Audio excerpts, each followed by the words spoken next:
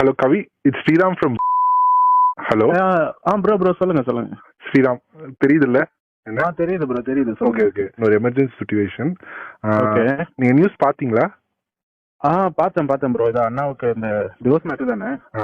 அது கொஞ்சம் நம்மளுக்கு நம்ம கையை மீறி போற மாதிரி இருக்கு.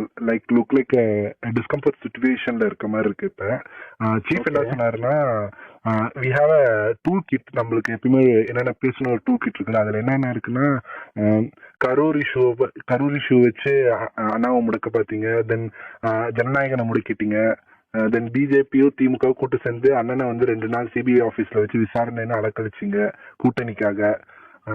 இப்ப இந்த எஸ்ஓபி எல்லாம் போட்டு அண்ணனை மக்களை பார்க்க விடாத பண்றீங்க. இதெல்லாம் மக்கள் பார்த்துக்கிட்டு தான் இருக்காங்க. they are seeing all these things, they are counting your days அப்படின்னு போட்டு டிஎம்கே அகேன்ஸ்டா ஒரு ஹேஷ்டாக் ட்ரெண்ட் பண்ண போறோம். we support விஜய் அண்ணான்னு. ஸோ நம்ம என்னன்னா, லைக் கரூர் இஷ்யூ அப்ப என்ன ஓகான் என்ன எஸ்ஓஎஸ்ல ஒர்க் பண்ணமோ அதே ப்ரொசீஜர் தான்.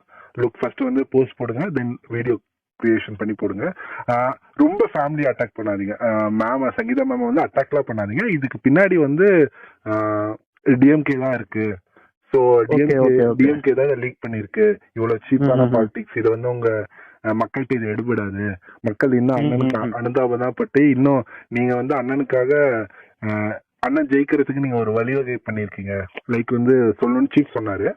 So look on this. நான் உங்களுக்கு அந்த டிராஃப்ட் அனுப்புறேன். Look on this, then it is in hashtag we support Vijay Anna.